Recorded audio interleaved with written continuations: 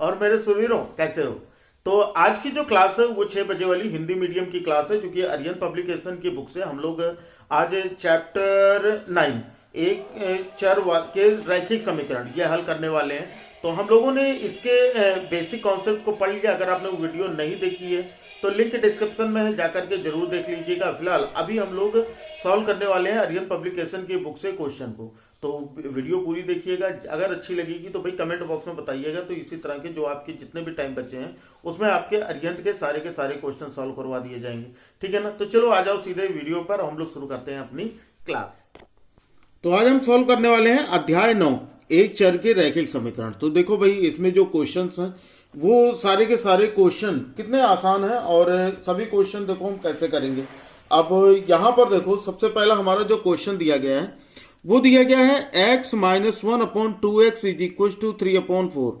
तो x का मान क्या होगा। हाँ, अब इस क्वेश्चन को देखो करने का तरीका देखो कितना बढ़िया है कि अगर हमको क्वेश्चन दिया गया है, मैं थोड़ा सा अब सही रहेगा ना, यहां से आपको ये क्लियर दिखेगा।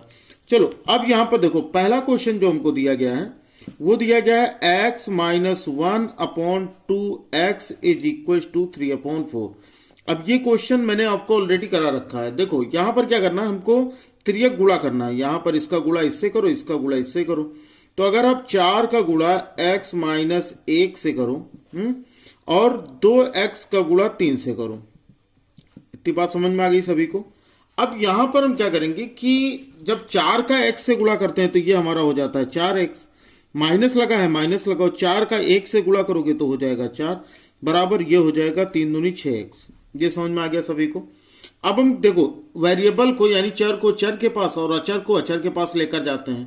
ये मैंने आपको पहले भी बता रखा है। अगर आपने बेसिक क्लास नहीं देखी है ना तो लिंक डिस्क्रिप्शन में है, जाकर के जरूर देख लीजिएगा।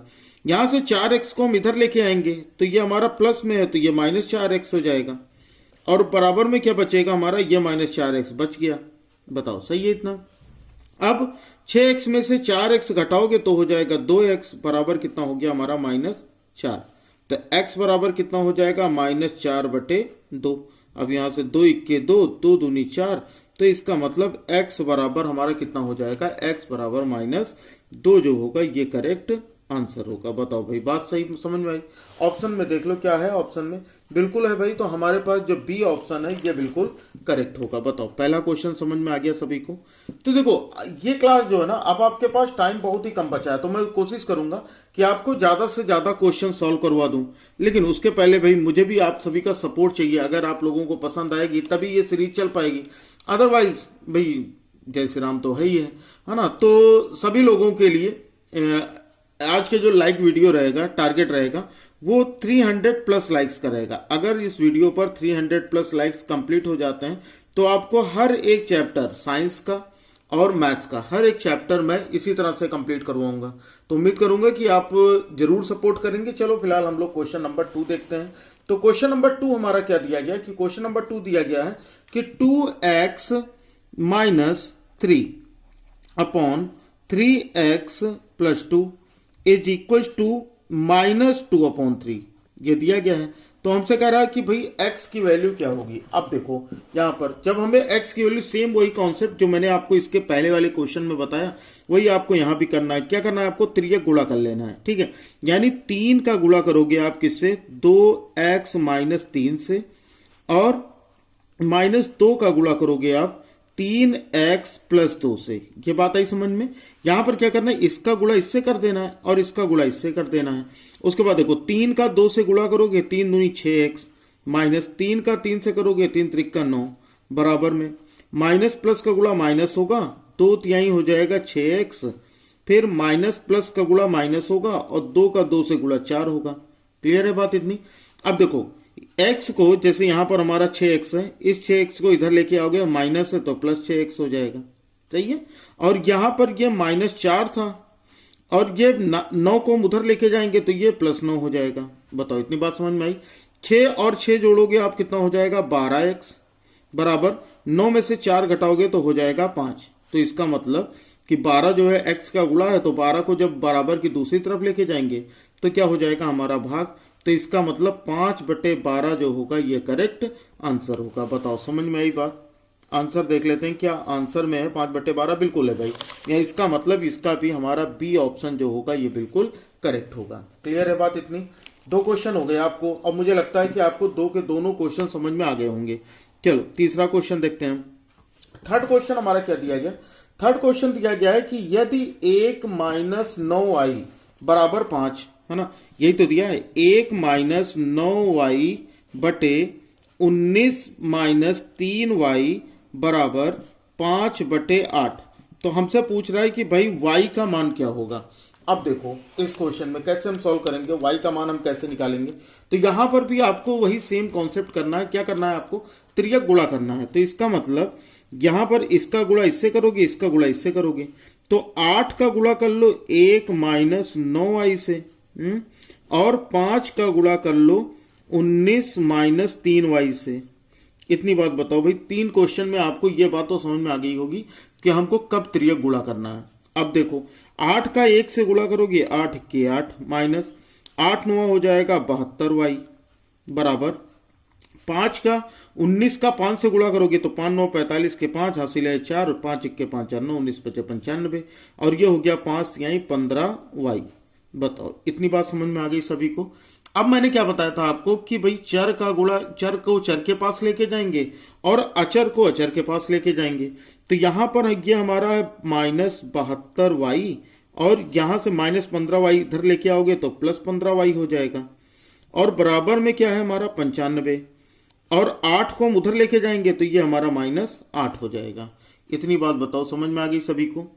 अब यहां पर घटाओ भाई, 12 में से 5 जाएगा हो जाएगा 7 और 6 में से 1 जाएगा हो जाएगा 5। बड़े संख्या का क्या माइनस, लिए माइनस लगा। भाई माइनस और प्लस का सॉल्यूशन माइनस ही तो होता है और निशान कौन सा लगता है, बड़े नंबर के आगे का, तो बड़े नंबर के आगे माइनस लग गया।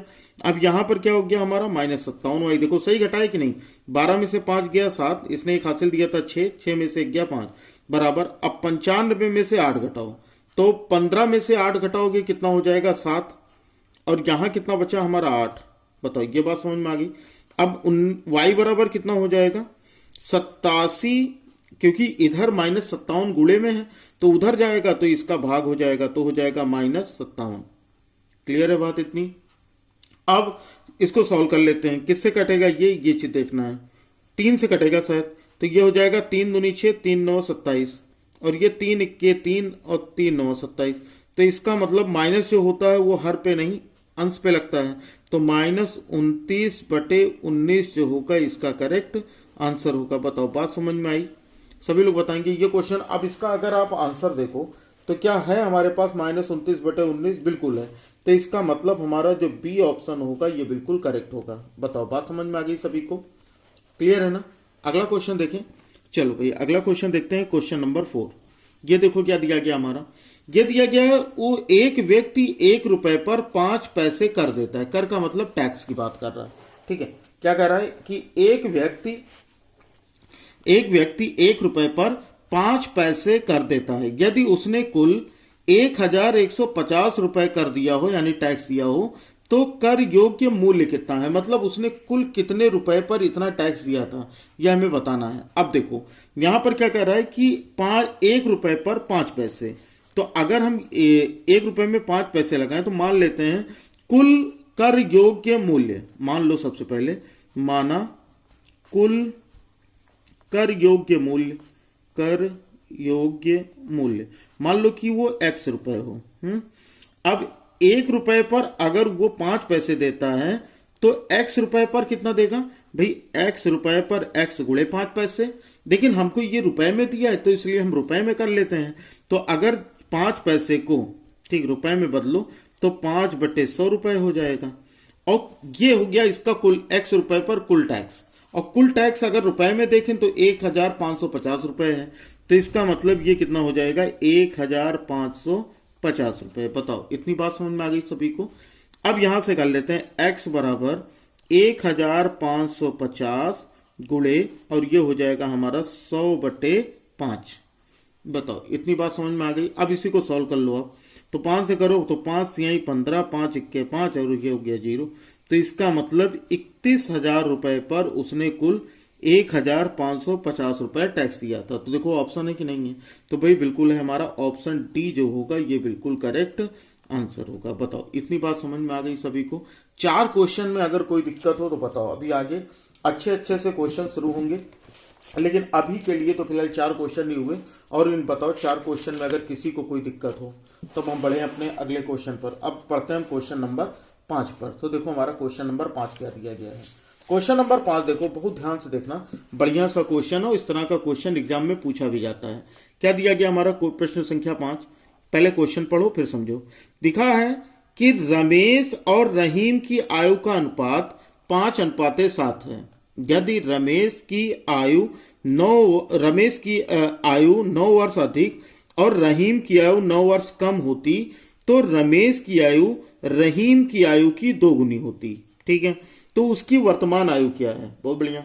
ये कह रहा है ना कि रमेश और रहीम की जो आयु का अनुपात है वो 5:7 है। तो मैंने एक बात बताई थी आपको, जब मैंने अनुपात समानुपात पढ़ाया था तो मैंने ये कहा था कि जब 2 अलग अलग अनुपात दिया हो तो आप उनको अलग अलग एक्स के इक्वल मान लो। जैसे यहां पर राम और रहीम की आयु का अनुपात इतना दिया है, तो हम मान लेते हैं रहीम की जो आयु है, सॉरी रमेश की, माना जो रमेश की आयु है वो कितनी है हमारी, वो 5x है। ठीक है, और वहीं पर रहीम की अगर हम आयु माने तो रहीम की जो आयु है वो कितनी हो गई हमारी 7x। बताओ, इतनी बात समझ में आ गई? अब क्या कह रहा है? कह रहा है रमेश की आयु 9 वर्ष अधिक करती, मतलब ये रमेश की आयु है और इसको 9 वर्ष अधिक कर लो तो 5x प्लस 9 कर लो। बताओ, ये बात समझ में आई? फिर और रहीम की जो आयु हो वो 9 वर्ष कम होती, और जो रहीम की आयु है वो 9 वर्ष कम होती, मतलब कि 7x था और ये 9 वर्ष कम होता। बताओ, ये बात समझ में आ गई? तो ये रहीम की आयु और सॉरी राम की आयु और ये रहीम की आयु का, तो रमेश की आयु रहीम की आयु की दुगनी होती। तो भाई रहीम की आयु की दुगनी, इस बात पे ध्यान दीजिएगा कि जिसके साथ जैसे रहीम की आयु की, तो रहीम की आयु जिसके साथ की लगा होगा ना उसी का दोगुना करना है। अक्सर यहां पर कंफ्यूजन होती है और बच्चे रमेश के साथ कर लेते हैं, जबकि यहां पर कि जिसके साथ की लगा होगा ना उसके साथ दोगुनी, तो यहां पर ये इसकी दोगुनी होती। अब जब ये दोगुनी होती तो ये दोनों क्या होते, ये दोनों बराबर हो जाती दोनों की आयु। बताओ, समझ में आया? अब यहां से आप आसानी से निकाल सकते हो कि भैया रमेश की आयु कितनी है और रहीम की आयु कितनी है। सॉल्व कर लो तो ये हो जाएगा हमारा 5x प्लस 9 बराबर, यहां पर करोगे 2 का 7 से गुणा करोगे 2 सते 14x और माइनस ये हो जाएगा 2 9 18। बताओ, बात समझ में आ गई? अब देखो घटा लो, यहां पर क्या करोगे 5x और 14 को इधर लेके आओगे तो माइनस 14x हो जाएगा, और ये हो गया हमारा माइनस 18 और 9 को उधर लेके जाओगे तो ये माइनस 9 हो जाएगा। ये बात समझ में आ गई? यहां पर क्या है कि 14x इधर लेके आए तो प्लस था तो माइनस हो गया, और 9 को इधर लेके गए तो प्लस था तो माइनस हो गया। 14 में से 5 घटाओगे तो हो जाएगा 9x, क्योंकि बड़ी संख्या का ये माइनस है इसलिए माइनस लग गया। और यहां पर कितना हो गया, माइनस माइनस प्लस, निशान माइनस का, 9 9 18 और 9 3 27 हो गया। ये बात आ गई समझ में सभी को? अब यहां पर क्या करोगे, x बराबर -27/-9। अब माइनस से माइनस कट जाएगा और ये हो जाएगा 9 3 27, तो x बराबर कितना हो गया हमारा 3। बताओ, ये बात समझ में आ गई? कितना हो गया हमारा, x बराबर हो गया 3। अब हमसे कह रहा है कि भैया दोनों की अलग अलग आयु बताओ, तो यहां पर 5 गुणे 3 तो कितना हो जाएगा, 5 यानी 15 वर्ष रमेश की आयु हो गई, और ये हो गया 7 गुणे 3 यानी 7 त्रिक 21 वर्ष जो हो गया वो रहीम की आयु होगी। तो 15 और 21 वर्ष जो होगा ये बिल्कुल सही उत्तर होगा। अब आपके हिसाब से देखो कौन सा उत्तर सही हो रहा है। भाई यहां पर तो मुझे ए दिखाई दे रहा है, तो इसका मतलब हमारा ए ऑप्शन जो होगा ये बिल्कुल करेक्ट होगा। बताओ, बात समझ में आ गई ना? अब आगे आते हैं प्रश्न संख्या 6 पर। देखो, प्रश्न संख्या 6 जो है बिल्कुल इसी तरह का प्रश्न है, और इसे आप लोग खुद सॉल्व कीजिएगा। ये आपका होमवर्क क्वेश्चन रहेगा और इसका आंसर कमेंट बॉक्स में दीजिएगा। लाइक का टारगेट याद है ना? अगर आप लाइक टारगेट कंप्लीट कर देते हो तो कल से डेफिनेटली आपकी एक घंटे में आपका एक चैप्टर कंप्लीट करा दूंगा। ठीक है ना? तो चलो फिलहाल अभी देखते हैं कि कितने बच्चे सपोर्ट करते हैं। यहां पर हमको 6 क्वेश्चन दिया गया है कि 2 वर्ष पहले पिता की आयु पुत्र की आयु से 6 गुनी थी, 18 वर्ष बाद उसकी आयु पुत्र की आयु की 2 गुनी होगी, तो पिता और पुत्र की वर्तमान आयु क्या है? समझ में आ गया ना? फिर से एक बार क्वेश्चन रिपीट कर देता हूं कि 2 वर्ष पहले पिता की आयु पुत्र की आयु से 6 गुनी थी, 18 वर्ष बाद उसकी आयु पुत्र की आयु की 2 गुनी होगी, तो पिता और पुत्र की वर्तमान आयु क्या है? ऑप्शन ए 32 वर्ष 7 वर्ष, ऑप्शन बी 30 वर्ष 5 वर्ष, ऑप्शन सी 48 वर्ष 23 वर्ष, या ऑप्शन डी 40 वर्ष 20 वर्ष। ठीक है, अब उम्मीद करूंगा कि आप लोग ये क्वेश्चन सॉल्व कर लेंगे। अगर नहीं कर पाते हैं, क्या इस तरह के क्वेश्चन आपको सॉल्व करने नहीं आते हैं, तो कमेंट बॉक्स में ये भी बता दीजिएगा। बाकी अगर कोई प्रॉब्लम होती है तो आप लोगों के लिए टेलीग्राम का लिंक डिस्क्रिप्शन में दिया गया है। साथ ही अपना दूसरा चैनल है पढ़ लिया, उस पर भी कई सारी वीडियोस अवेलेबल हैं, तो जाकर के सब्सक्राइब कर लीजिएगा और हमें इंस्टाग्राम पर फॉलो करना ना भूलिएगा। ठीक है ना, तो चलो फिर बच्चा लोग पढ़ते रहो बढ़ते रहो। आज के लिए बस इतना ही रखते हैं, फिर मिलते हैं अगली क्लास में। तब तक के लिए जय हिंद, वंदे मातरम, जय श्री राम, राधे राधे।